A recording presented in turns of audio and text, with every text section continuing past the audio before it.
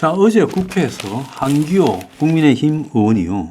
지금 우크라이나 전선에 파병되어 있는 북한군을 우크라이나로 하여금 폭격하게 해서 그들을 폭사시키고 그것 사실을 북한의 심리전으로 이용하자라는 말을 신원식 안보실장과 문자를 보내는 부분이 지금 국회에서 보낸 것 같아요. 그게 이제 국회 언론 카메라에 찍혀서 야당이 국민을 뒷전에 두고 남북 긴장 상황을 유도한다. 그리고 신북풍이다. 이렇게 말을 하고 있어요. 자, 한기호 의원도 삼성 장군 출신이고 군의 후배 신원식 안보실장에게 텔레그램을 보냈어요. 정확하게 보낸 이 문자는 우크라이나와 협조가 된다면 북계군 부대를 폭격해서 피해가 발생하게 하고 이 피해를 북한의 심리전으로 써먹었으면 좋겠다. 그러니까 신원식 실장이 잘 챙기겠다고 했어요. 자, 파병이 아니라 연락관도 필요하지 않겠나고 또 문자를 보냈고 그렇게 될 겁니다라고 했어요. 자, 그래서 우크라이나에 파병된 북한군을 포격을 하자. 우리가 하는 게 아니라 우크라이나 군으로 하여금 포격을 하게 하자.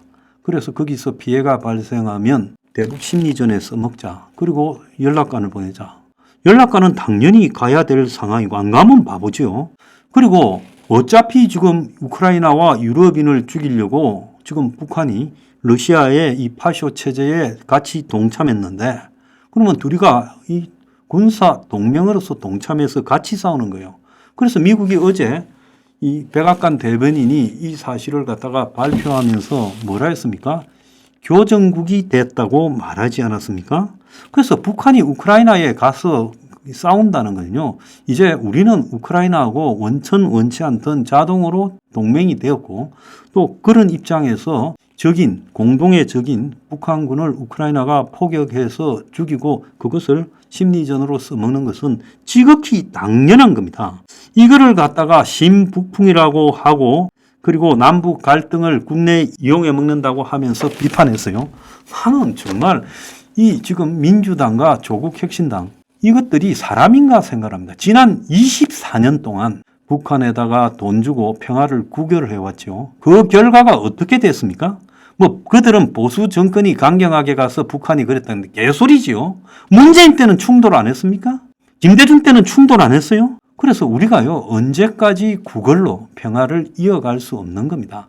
이제는요 국지전이고 전면전이고 하려면 해봐라고 해야 이것이 평화를 유지하는 길이에요. 자, 공격을 우크라이나가 하지 한기호 의원이 하거나 한국군이 합니까? 협조가 되면 북한군 주둔지에 폭격을 해서 자, 이거는요 솔직히 한기호 의원이 원하든 원치 않든 이제 우크라이나 전선에 파견된 북한군이 이 총알바지로 그야말로 돌격전에 뛰어들 거고 또 북한군이 포격부대 그리고 MLRS라고 부르는 다연장 로켓 부대까지 보냈대요. 미사일 부대도 보냈을 거예요. 그래서 북한이 다양한 형태의 부대를 우크라이나에 보낸 거예요. 그러니까 또 어떤 자들은 19에서 21세 사이에 어린애들만 보내가지고 소모품으로 쓰려 그러는데 왜 국정원이 발표하면서 북한의 특수부대가 투입됐다고 하느냐.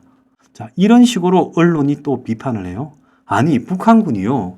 어린애들로 구성된 소모품 부대도 보내고 또 한편으로 돌격 부대도 보내고 특수전 부대도 보내고 다양하게 구성해서 보냈겠지요.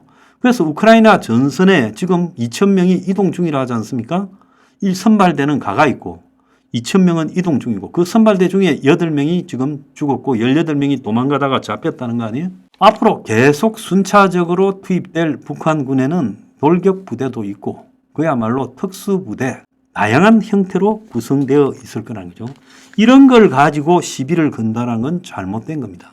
저는 국정원이 옳은 건 옳고 틀린 건 틀렸다고 비판해온 사람인데 이번에는요 국정원이 세계 어느 나라도 이 사실이 뻔히 알고 있으면서도 공개하기를 꺼릴 때 한국의 국정원이 용감하게 공개해서 그야말로 그 뒤에 나토나 미국까지 이걸 갖다가 인정하도록 만드는 것은 큰 성과다. 저는 윤석열 정권 들어서 가장 큰 안보 성과다라고 이야기를 하고 싶어요.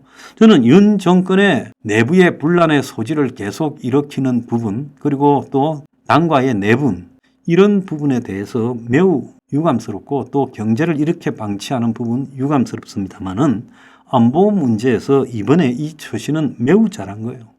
지금 어제 폴란드 대통령을 환영한다고 용산에 도열에 있는데 그 자리에 북한이 보낸 풍선폭탄으로 보낸 삐라가 떨어졌다잖아요.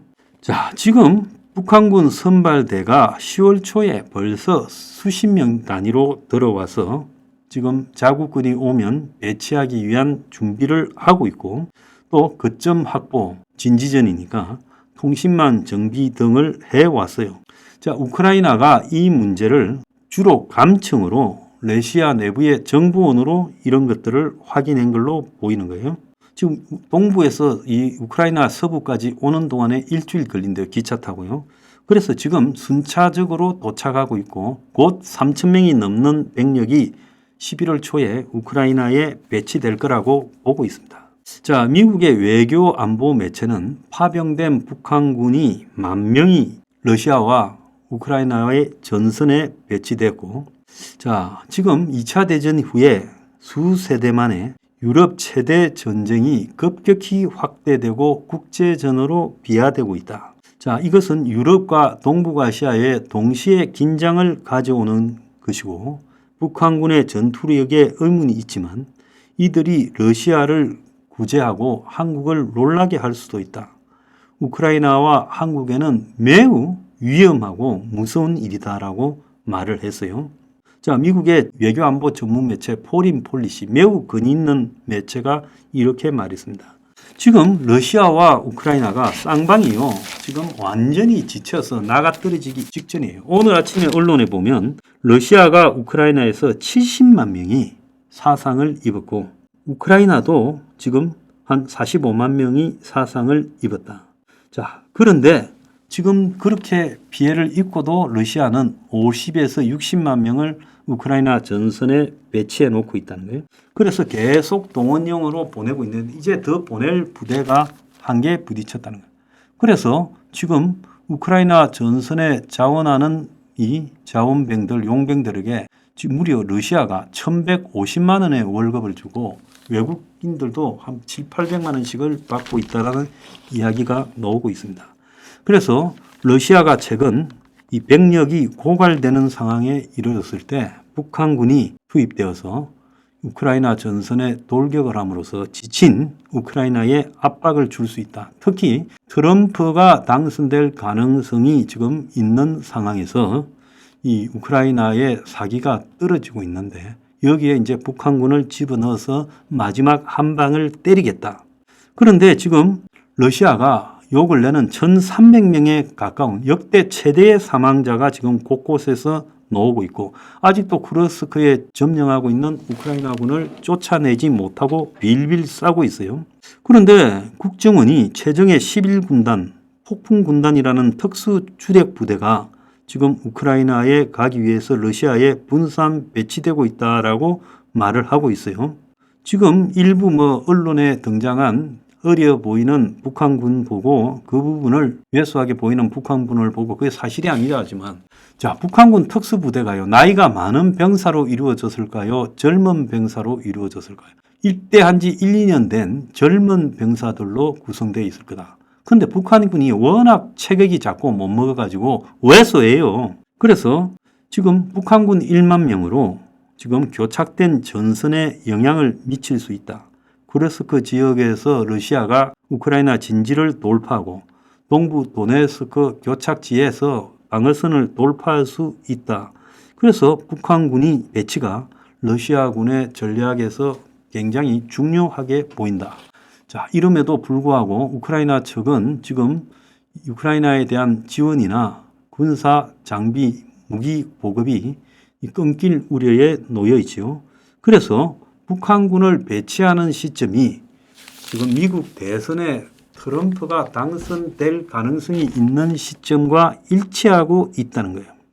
그래서 지금 유럽에서는 북한과 외교관계를 맺고 있는 오스트리아 등 다수국이 북한 대사를 불려 들어가지고 지금 나무라고 문제를 지적하고 있습니다. 북한군이 아시아의 전쟁에 투입되는 것도 아니고 베트남 같은 그야말로 유럽인을 죽이려고 유럽에 투입됐다? 자, 이것은 이제 유럽 나라들 중에 북한과 대사급 관계를 유지하는 나라들이 좀 있지요. 자, 이것은 유럽과 북한 간의 관계에서 파국적 결말을 불러오게 될 거라고 이야기했어요. 자, 윤 대통령이 우크라이나에 대해서 필요하면 방어용이 아니라 공격용 무기도 순차적으로 할 수 있다는 말은 그건 당연히 맞는 거예요. 또 한국이 이렇게 된 마당에 나토하고 협력을 강화하면서 한국군 일부 연락 부대를 우크라이나에 보내서 나토와 긴밀히 협조하고 더 나아가서 호주, 일본, 뉴질랜드 같은 나라와 지금 나토 등과 이 군사적 동맹 관계를 강화시킬 필요가 있다는 거예요. 지금 북한군이 러시아 파병 대가로 김정은이가 1년에 7,200억을 받는다. 파병 병사 1인당 500만 원 받는다고 처음으로 확인이 됐어요. 그리고 12,000명을 파병하는 대가로 최소 600억을 일시불로 수령했고, 자, 1년에 7,200억까지 받을 것이다. 그러니까 북한군은 군사 기술 지원 외에 엄청난 현금을 받아 챙기게 됐다는 거예요. 앞으로 북한군이 총 10,000명이 동원되면 처음에 2,700만 원이었는데 월급이 이게 500만 원이라고 지금 이야기가 나오고 G급 장교들은 그것보다 월등히 더 많이 벌게 될 거라는 이야기가 나오고 있어요. 그래서 북한군이 10,000명에 이어 내년에 2만 명을 추가 파병할 거다라는 이야기도 나오고 있습니다. 자, 이런 상황 속에서 지금 우크라이나가 북한군을 포격해서 거기에서 북한군 사망자가 다수 발생했을 때 그걸 심리전에 이용하자라는 말이 무슨 문제가 있습니까? 지금 이런 상황에서 우리가 우크라이나 전선에 연락관을 보내고 그래서 북한군을 상대하는 내용을 전부 우크라이나하고 협의해야 될 거 아니에요? 한국이 북한군에 대해서 잘 아니까. 그러면 북한군이 저기 있으면 이런 방식으로 포격하자고 할 수도 있는 거지. 그게 무슨 문제가 있어요? 이걸 갖다가 심폭풍이라 그러고 반대한다 그래요? 그러면 이재명이나 조국한테 묻습니다. 너희들은 우크라이나 전선에서 북한이 이기고 하나도 안 죽고 우크라이나 군인을 많이 죽이고 이러기를 바라나? 정신 나간 것들입니다.